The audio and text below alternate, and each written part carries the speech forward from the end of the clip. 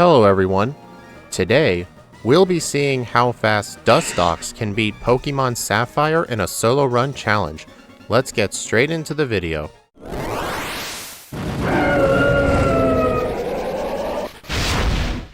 For our 2 videos this week, we'll be focusing on Pokemon Sapphire with Dustox and Beautifly, which are the 2 regional bug-type Pokemon that evolve from Wurmple. Today we'll be doing Dustox, and then on Friday we'll do Beautifly. So starting off with Dustox, let's take a look at our stats here.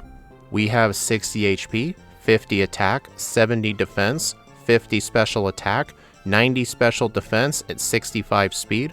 We are also in the medium fast level up group, so we're not going to be leveling up too quickly in the early game, but I don't think it's going to really make things too much different, because we also need to take a look at our moveset. Our moveset is actually kind of limited. In fact, I actually can get the whole thing in one image. So starting at level 1, we get Confusion, which is a very nice move, at just 50 base power, and then at level 10 we can get Confusion again, and then throughout the rest of the levels we can get Gust at 13, then Protect, Moonlight, Psybeam at 24, Whirlwind, Light Screen, Silverwind at 34, which is the bug-type Ancient Power, and then at level 38 we get Toxic. Throughout the TMs, we get some coverage, like for example, we have Hidden Power, of course, and then we have Giga Drain and Solar Beam, plus Sunny Day if we want to pair it with Solar Beam, and then this thing also gets Psychic, Shadow Ball, Sludge Bomb, and Aerial Ace. I have no idea why this thing gets Shadow Ball, but it can definitely help out at Tate and Liza. But more likely than not, it's probably going to be used for the Ghost-type Elite Four member, because Tate and Liza are weak to bug moves, so Silverwind might be the better bet for them. Anyway, just because we start with Confusion doesn't mean the whole run's going to be simple, because you guys have to remember, the very first gym leader is Roxanne, and even though this is Pokemon Sapphire and not Pokemon Emerald, she only has 1 Geodude and 1 Nosepass. The point is, her Nosepass is very defensive, both physically and specially, plus we are still weak to rock moves, so I'm going to need to do the training that I can. So I start off by fighting a lot of the early game trainers. It's also a good thing that this is Pokemon Sapphire, because in Pokemon Sapphire, youngster Calvin, who is the first mandatory trainer on Route 102, he leads with Zigzagoon, but in Pokemon Emerald he leads with Poochyena. So if this was Emerald, I would have to drain all my power points to get Struggle. However though, there is still the Poochyena inside of the Petalburg Woods by the Team Aquagrunt, but that's quite a distance from now. I can easily drain my power points before then, so it's not a big deal. Plus, as I go through this route for the first time, I can go ahead and catch a Zigzagoon for Cut, Rock Smash, and Surf later. One thing I really hate about Pokemon Emerald is that in Pokemon Emerald, they made Zigzagoon such a rare encounter because they decided to fill the encounter table with Poochyenas, which makes catching a Zigzagoon for HMs pretty annoying in that game. But fortunately in Ruby and Sapphire, they're quite common, so that's something I'm happy about. Plus, on the next route, I can go ahead and catch myself a Fly user, and today I catch myself a Taillow. And with the Taillow obtained, I fight the rest of the trainers inside the Petalburg Woods, and I make my way to Rustboro City. There are still a bunch of trainers I can fight, however though, I want to get to a high enough level to where I can just blackout train on Roxanne's Geodude and then have her Nosepass knock me out. Because the thing is with Ruby and Sapphire, there aren't as many trainers in this game as in Pokemon Emerald, so oftentimes blackout training tends to be the best form of training. However though, I still make sure and defeat all the trainers to the east of Rustboro on Route 116. I go ahead and spend all my money because I know I'm going to be doing blackout training. So why don't we get ahead with the Roxanne attempts.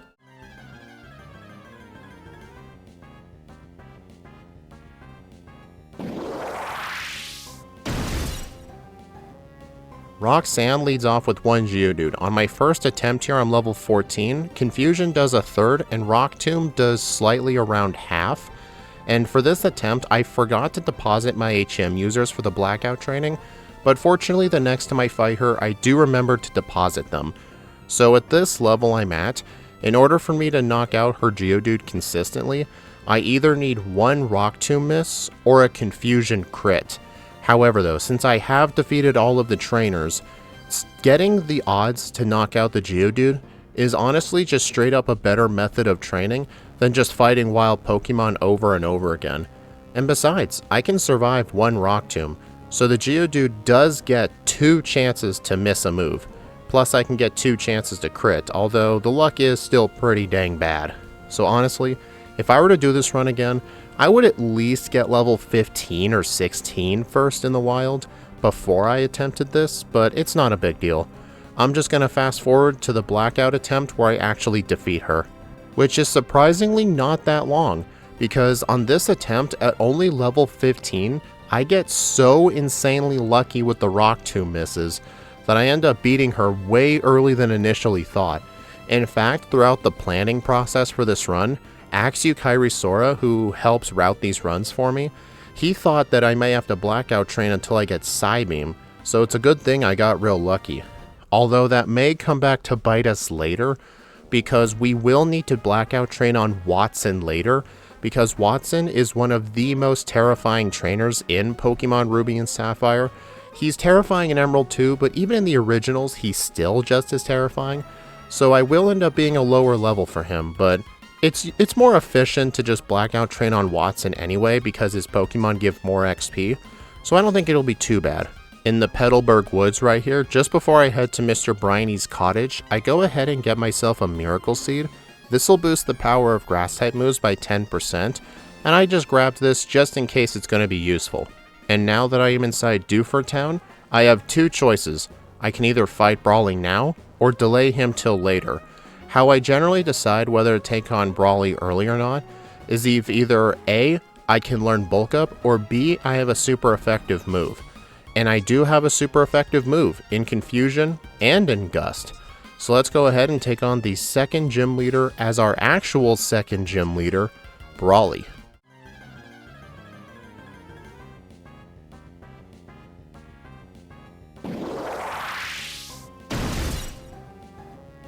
He leads off with a level 17 Machop. Confusion does around half, and unfortunately the second Confusion is not able to get the 2-shot, and then the next Confusion gets a really bad roll, and he's able to survive and use another Super Potion. However though, his Karate Chops are only doing around 2 damage per hit, so he really cannot do anything to me. Then on the Makuhita, I use Gust, which is sort of a mistake, because with Bulk Up raising his defense, and Gust being a physical move in Gen 3, it's technically more efficient to just use Confuse right first, so that's a bit of a mistake on my end. It still results in a win either way, just not as optimal as I would like. Now we are at the part of the game where I need to take on pretty much every single trainer possible leading up to Watson, so as I do that in the background on the shores of Slateport City on Route 109, I need to talk about our hidden power, nature, and ability of choice. My nature is the Quiet nature, which is plus special attack and minus speed. The reason we're going for minus speed is because Pokemon in the Generation 3 games on the enemy AI's teams tend to actually be pretty dang slow. So if I'm around 65 speed, I can usually get away with a minus speed nature. It's a lot better in Ruby and Sapphire because a lot of the fast threats don't really exist in Ruby and Sapphire but did exist in Emerald. So it'll actually be quite nice. And our ability is Shield Dust. This ability prevents the secondary effects of moves from affecting Dustox. For example, Thunder Shock cannot paralyze me, Rock Slide cannot make me flinch, but however, a move like Supersonic can hit me because the Confusion isn't a secondary effect, it's the main effect. I hope that makes sense, but the point is, basically, I'm never going to get paralyzed from a move like Spark on Watson's team, but Thunder Wave though can still paralyze, so I'll need to keep that in mind. And our hidden power of choice, as you can see in the bottom part of the gameplay, is Hidden Power Fire. The reason I'm going with Hidden Power Fire is simple. Steven Stone is the champion.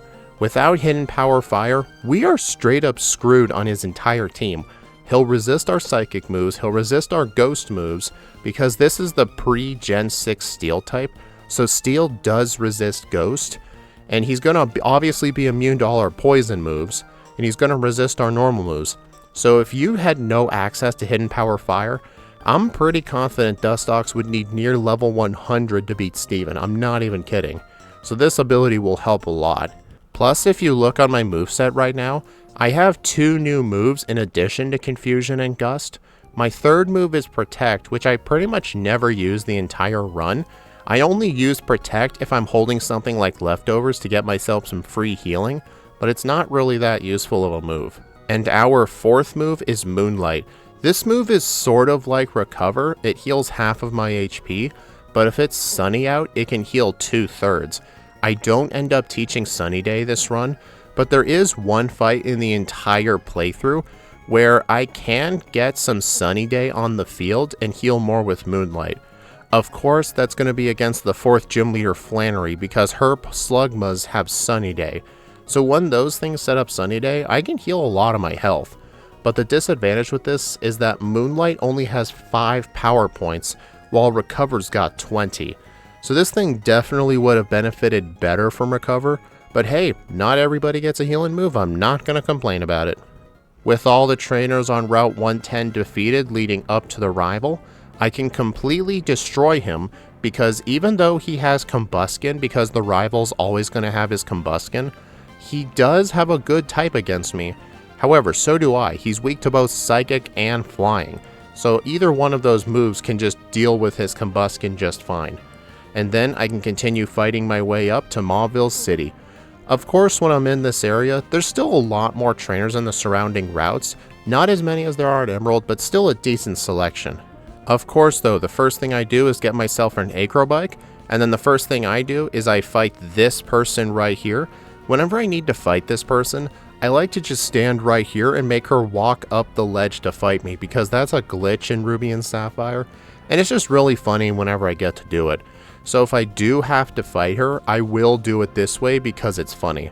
And then during my training, after I defeat the Windstraight family, the mother gives me a Macho Brace, and I can hold on to this for the rest of my training because the Macho Brace, while it does cut my speed in half, it does give me double the EV gains.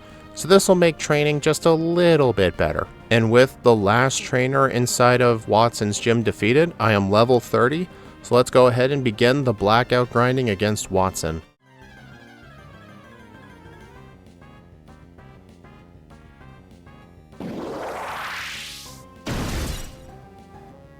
He leads off with his level 22 Magnemite, he misses Supersonic, and I hit it with Psybeam, which I now have on my moveset, and it looks like Psybeam is going to be a 4-hit on the Magnemite. And you may notice in my held item slot, I'm still holding a Macho Brace. This was an idea I actually came up with during the run, because I figured the opponent is pretty much guaranteed to use Thunder Wave if I outspeed the opponent. So if I artificially made my speed lower with a Macho Brace, that might disincentivize Watson from using Thunder Wave. And on this first fight right here, it actually ends up working, and I make it all the way to the Magneton without dying. I mean, obviously his Magneton's gonna kill me. However though, at least this Macho Brace can actually make blackout training somewhat consistent, although not completely, because for some reason, even though I'm now slower than his Magnemite, sometimes it'll use Thunder Wave anyway just to be an asshole. However though, this is what I have to deal with, so I'm going to continue blackout training until I am at level 34. Now I have Silver Wind on my moveset. The plan is for the Magnemite to get an Omni Boost using Silver Wind on the Magnemite, and I do end up getting one. So now with +1 in my special attack and my speed, I can go ahead and heal up with Moonlight, and then defeat the Voltorb with 2 uses of Psybeam, and then I can use a few more Psybeams to knock out the Magneton, and now I've got 3 gym badges. And also, the great thing about holding on to the Macho Brace for this blackout training is that when you black out after defeating a Pokemon, you still get to keep the EVs. So right now, I actually have 56 special attack from the Magnemite, and I have 75 speed EVs from the Voltorb. Obviously, not all of those came from Watson, but the point is, I was able to get a decent number of them just from blackout training, and it's going to be really useful because Dustox needs all the special attack it can get. So now with pretty much the hardest gym leader in the game defeated, I can go ahead and make my way up to Fall Arbor Town, head to the Pokemart here to sell a bunch of my items, but I don't buy anything. Normally at this point, I would buy some Super Repels. However, I have plenty of repels from the early game. I'm actually going to hold on to all the money possible so that way when I do my vitamin buy, I can get some more calciums. And then I can pass through the town, get to Meteor Falls, then back to Rustboro through the Verdendurf Tunnel. I go ahead and get myself the HM for strength, back to Mauville, and now we can ride the cable car. Sadly, there is no 1 in 64 hiker today. I don't know if he's in the original Ruby and Sapphire or just Emerald, but either way, we don't encounter him, so let's go to the top of Mount Chimney and take on Archie. Having access to Silverwind does make his whole team pretty trivial, although because of the Mighty Yenna using Intimidate, it is able to survive one use of Silverwind, but I don't view it as a bad thing because that just gives me another opportunity for an Omni Boost. Sadly, I don't get him though, and also the funny thing is, both of his Mighty Yenna and his Golbat end up living in red health, and that makes him use a super potion instead of attacking. So I effectively defeat Archie with not much damage even dealt to Dustox. So now, let's go ahead and take on the 4th gym leader, Flannery. She is probably one of the worst gym leaders in Ruby and Sapphire.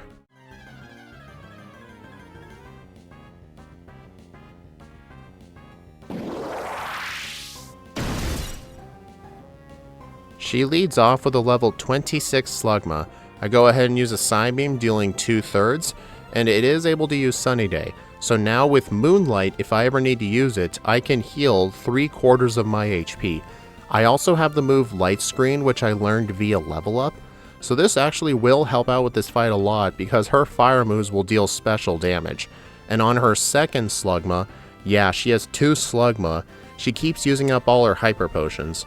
And now on the Torkoal, the move I go for right away is Light Screen, and unfortunately I don't survive Overheat due to a critical hit. Well, that's my first reset so far.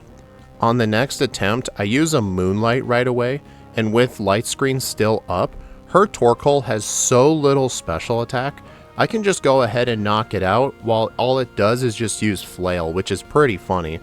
And the reason I say Flannery is one of the worst gym leaders is because her 2 Slugma and Torkoal are actually some of the slowest Pokemon in the game. You can outspeed her whole team if you have at least 25 in your speed stat. I'm pretty sure even a Shuckle at the level cap can actually outspeed her team, and that's saying something. So now with 4 gyms defeated, I go ahead and get this Nugget right here, and then on the desert route, I get myself this Protein in the Rock, this Stardust, as well as this rare candy. And now I can bike my way down to Slateport, and right here I'm going to be buying myself some vitamins. And as I've mentioned earlier in the video, today's vitamin of the day is calcium. The reason I need calcium, as I've stated before, I'm going to be going with an all-special moveset with the exception of Silverwind for Omni Boost reasons, so having as much special attack as possible is going to be super helpful in this run. So why don't we go test out Dustox against the 5th gym leader, Norman. I do believe that Norman is actually one of the more better gym leaders in Ruby and Sapphire compared to Emerald. I like to believe that Norman was actually made worse in Pokemon Emerald while all the other gym leaders became better, because in this game, Norman has not 1, but 2 slacking. So let's start the battle.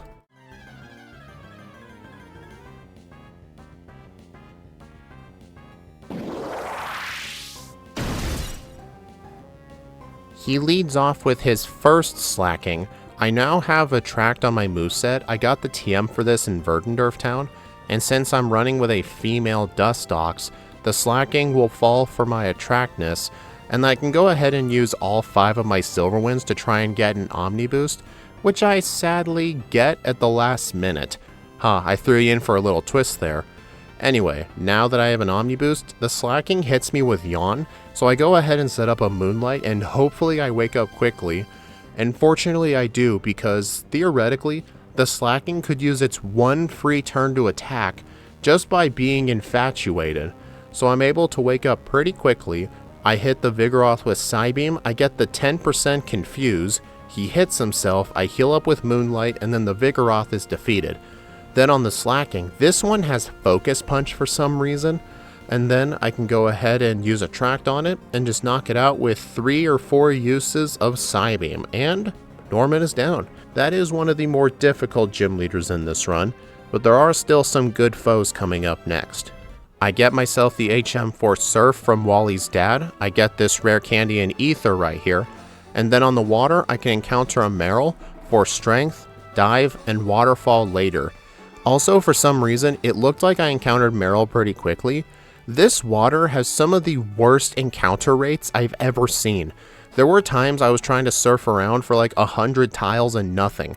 There were times I thought I had a rappel up. That's how bad it is. But fortunately, the water here has a 100% chance of Meryl, so at least it's consistent once I eventually find a Pokemon. I go to Route 110 and I get this rare candy, and then as I enter Mauville City, just before I surf east, I realized I actually forgot something. Fortunately, as I was streaming this run in my Discord server, link in the description below if you want to watch those live before they come on video, he mentioned I forgot to get Sludge Bomb inside of Dewford Town. After you get 5 badges, there's this guy here who gives Sludge Bomb. This is going to be Dustox's most powerful stab move, although it does use my physical attack, but it's still going to have some uses coming up. In fact, nothing happens at the Weather Institute that much, so why don't we go take on the 6th gym leader, Winona.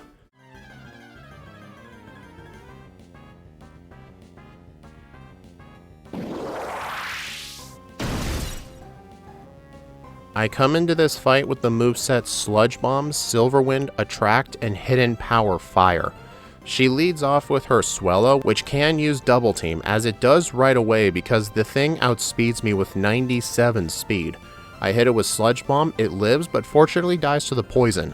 Then her Pelipper is a 2-shot with Sludge Bomb, her Altaria is a 1-shot thanks to a critical hit, and Hidden Power Fire is going to help with the Skarmory. It sadly doesn't 1-shot and it hits me with Sand Attack. Fortunately, I don't end up missing my first hidden power. I do miss my second one though, which starts to begin a chain reaction of constant misses. But fortunately, she doesn't really end up doing too much damage to me in the end, and I do end up defeating Winona for my 6th gym badge. She gives the TM for Aerial Ace, which I can learn. However though, I don't end up using it this entire run. This next section of the game is going to consist of doing the Aqua Hideout and then beating Tate and Liza as our 7th gym leader. However, there are a couple of things I want to point out here. I do fight the rival in front of the department store because he gives really good XP. However though, I do want to mention one of the biggest differences in Ruby and Sapphire compared to Emerald.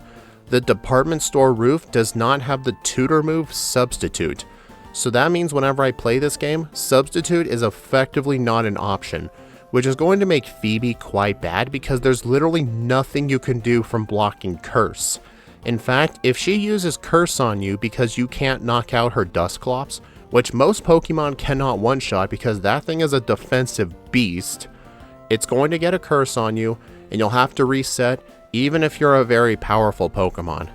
Another thing I want to point out is that on Route 123, I have to catch myself a Grass type because there's a woman here who will give the TM for Giga Drain if you have a Grass type in your party, which sadly Dustox is not a Grass type, so I have to catch myself an Oddish in order to get one. And then I can go up Mount Pyre, talk to Archie, and then I have to go watch them take a submarine, and then enter Lily Cove City and then take on their hideout. Their hideout, funnily enough, has no mandatory random Aqua Grunts except for Admin Matt at the very end. And now with this area cleared out, I can surf my way over to Moss Deep City. And before I fight Tate and Liza, I'm going to surf all the way to Pacific Town and fight any trainers along the way. You don't really need to do this in Ruby and Sapphire. It's mandatory in Emerald because you need to fly to Pacific Town later in order to fly to the Sky Tower quicker. Or the Sky Pillar, I meant, sorry. I get that mixed up with the mystery dungeon name. Anyway, I don't need to do that in Ruby and Sapphire, but the reason I do this is because on the Rapids route here, there is still a rare candy, and there's also some extra trainers I can do. So with the rare candy obtained, I can go to Moss Deep City, solve this pretty interesting puzzle, and now we can take on the 7th gym leaders, Tate and Liza.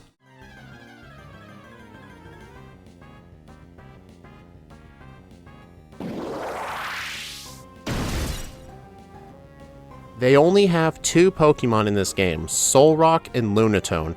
However, that doesn't mean they're going to be free. It's not like this thing can learn Surf. Also, I'd like to apologize, my Pokemon Sapphire overlay doesn't show double battles for some reason. That's something I've been meaning to fix. So you're only going to be seeing the stats of Lunatone. Sorry about that. But anyway, the main plan here is to focus on one at a time to try and use Silverwind on him to get a free boost. Although sadly, her Lunatone ends up using a turn 1 Hypnosis, and that just finishes that attempt.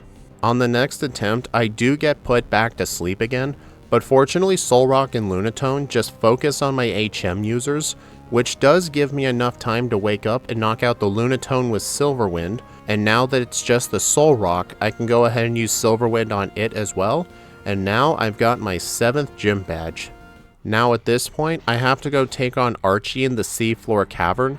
Normally this fight isn't a big deal, however though, just because the Mightyena can survive Silverwind because of Intimidate, he is able to get off a Swagger on me, which actually ends up helping me in the end funnily enough.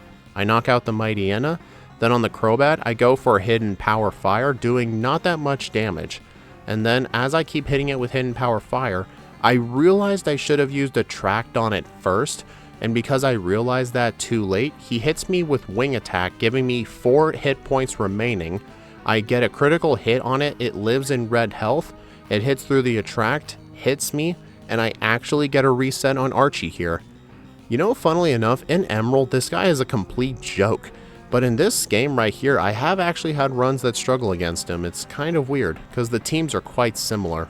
I actually end up getting a lot of resets to this guy, because I have to rely on Attract Luck, mainly on the Crobat.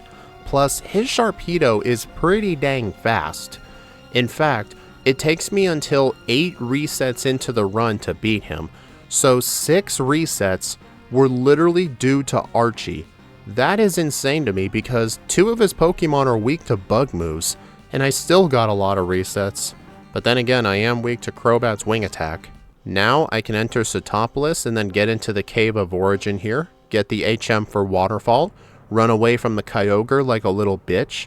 Fun fact, I always save before this because depending on the IVs that the Kyogre has, there is actually a chance I can't run away from it. I have had resets with slow Pokemon in the past because of that. You may think, why not just get the Master Ball?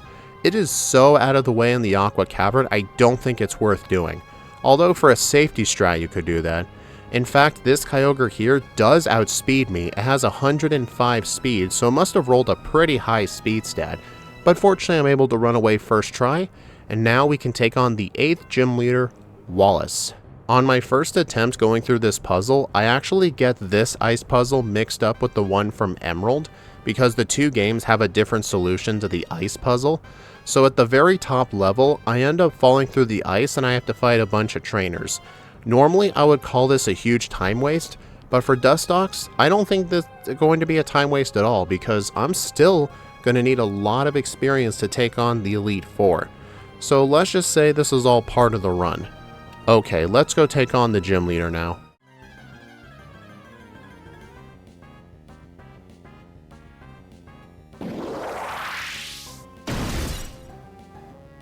His team is basically identical to Juan's team in Pokemon Emerald, but instead of an Ace Kingdra, he has an Ace Milotic, which is also just as terrifying.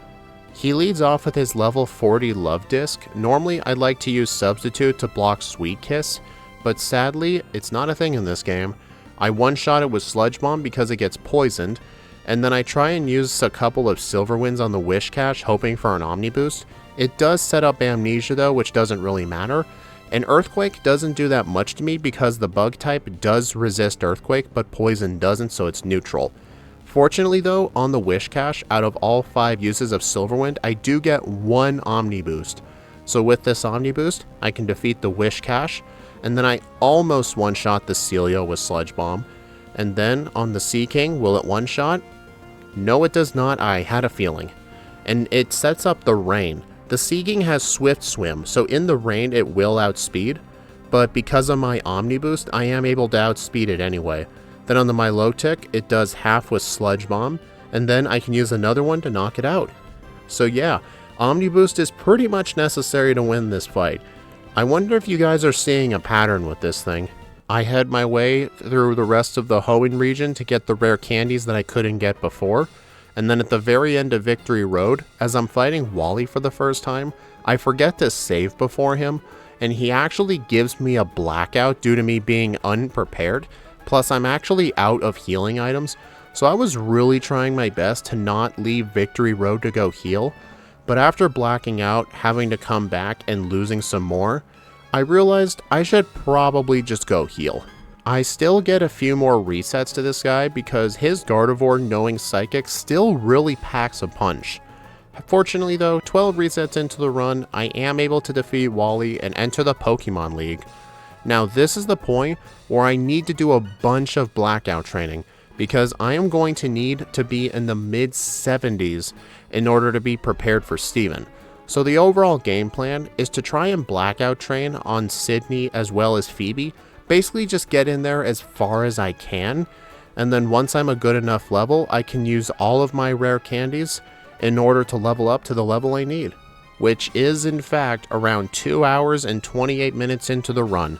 I have finished blacking out at Phoebe, and as I head my way into Sydney's chamber, this will be the winning attempt against him, so now let's go take on the final 5 trainers for real this time.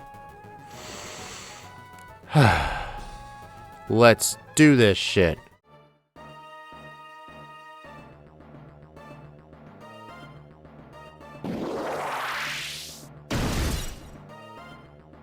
Sydney leads off with his Mighty Yenna. I'm level 64 for this fight after all the blackout training. I one-shot it with Silverwind thanks to a critical hit, and then the Shiftry uses Fake Out, but due to Shield Dust, I don't end up getting flinched, and I get an Omni Boost. But sadly, due to the Intimidate, it just brings my attack back to normal, and then on the Absol, I actually get another Omni Boost. So I take it out with my last remaining Silverwind, and then for the Cacturn, I use Sludge Bomb on it for the one-shot. And then next up is his Ruby and Sapphire exclusive Sharpedo with Surf. Fortunately, I one-shot it. Next up is the Ghost-type Elite Four member Phoebe.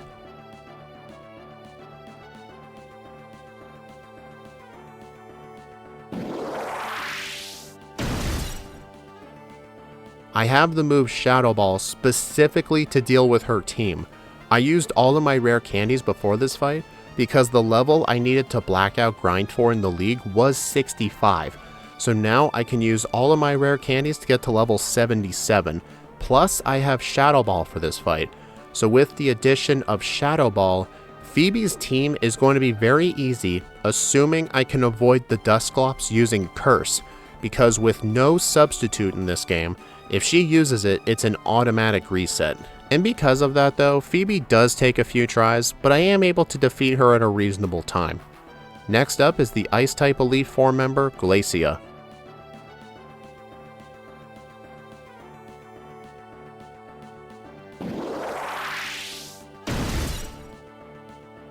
Now, instead of Hidden Power Fire, I teach the move Giga Drain and I use 2 PP ups. Then on this attempt, I misclick and I use Giga Drain on Glalie, but I'm able to defeat it with Hidden Power Fire.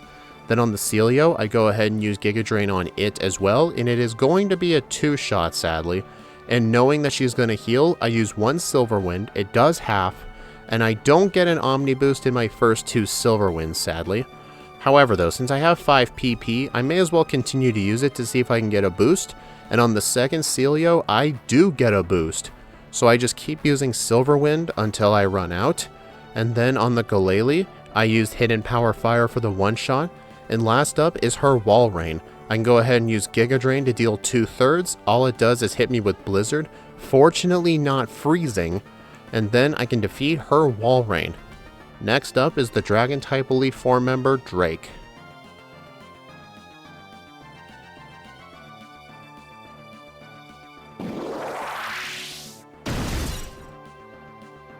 I now have the move Psychic taught in the place of Silver Wind, in addition to having the move Rest. I also have the Lepa Berry equipped because PP ups are actually quite hard to come by in Ruby and Sapphire, so I saved them for Giga Drain, and now I only have 10 PP uses of Psychic. So now during this fight here, if I run out of Psychics, the Lepa Berry will activate, giving me all 10 Psychics back.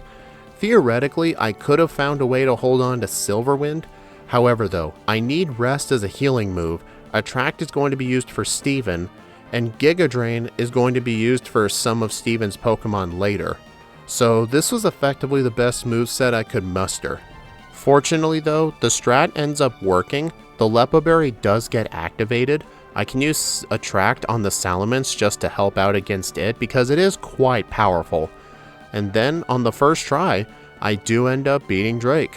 So now, there is just one more foe between us and victory. We now need to take on the champion of Hoenn, Steven.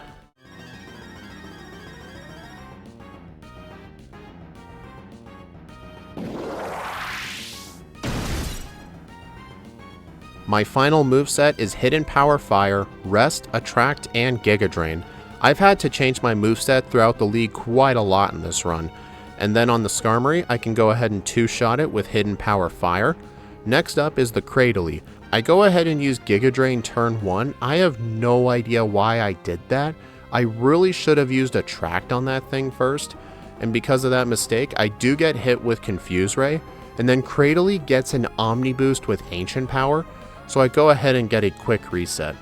On the next attempt, I start off on the Cradily by using a Hidden Power Fire followed by Giga Drain, as well as some more Hidden Power Fires.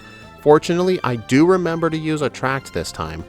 Then on the Claydol, I can go ahead and use Giga Drain to deal half. It uses Reflect like an idiot, fortunately not using Light Screen, and then I can two-shot it. Then on the Armaldo, I Attract with that thing right away, because Armaldo has insanely high attack, and Ancient Power really hurts. So I need to make sure I avoid that thing hitting me. And even though it does hit me once or twice, I am able to defeat it. Then, finally, is his Metagross. I'm pretty low on health, I really don't want to use Rest, so I go for Hidden Power and see what happens. I hit it dealing over half, and it misses Meteor Mash. Yes! So now on the Aggron, I can go ahead and use Rest because this thing's moveset is quite horrible. Look at it, Thunder, Solar Beam, and Dragon Claw. What was this guy thinking? Look at his special attack. But anyway, I can use Giga Drain to knock out his Pokemon, although he does use a full restore to try and waste my time. But once I defeat it, Dustox finally clocks in with a real time of 2 hours, 40 minutes, and 4 seconds, with 16 resets at level 79, with a game time of 7 hours and 29 minutes.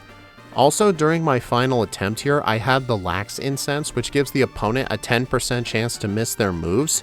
So that was just a last minute troll item I decided to use. I got it in the Mount Pyre. But anyway, Dustox, even though it may have looked like it performed okay, the fact it had to rely on a bunch of Omni Boosts from Silverwind really doesn't make a good Pokemon. Here's the thing though, if we also take a look at the leaderboard here, we are actually in last place overall by a long shot. We are 34 minutes slower than the previous last place Steelix. A Steelix. That thing's moveset is horrible and it's weak to water. The fact I did so much worse than it really says something. Plus here's the interesting thing. I'm a higher level than Steelix with half the resets. So that honestly tells me that Dustox somewhat plays more consistently than Steelix. However though, I did have to do a lot of blackout training, although that was completely intentional. But anyway, the point is, last place overall, not good. But anyway, maybe Beautifly will perform better. On Friday, we'll be doing Pokemon Sapphire with Beautifly. Anyway, thank y'all for watching. Please like, comment, and subscribe if you want to see more. And be sure to follow me on my socials or support me through YouTube memberships. All YouTube members get access to all the patch files for all the backported solo runs we do on stream, and they get access to these videos often a week or two early before they release. So if you want early releases and free patch files, become a member today. I will see you all in the next video.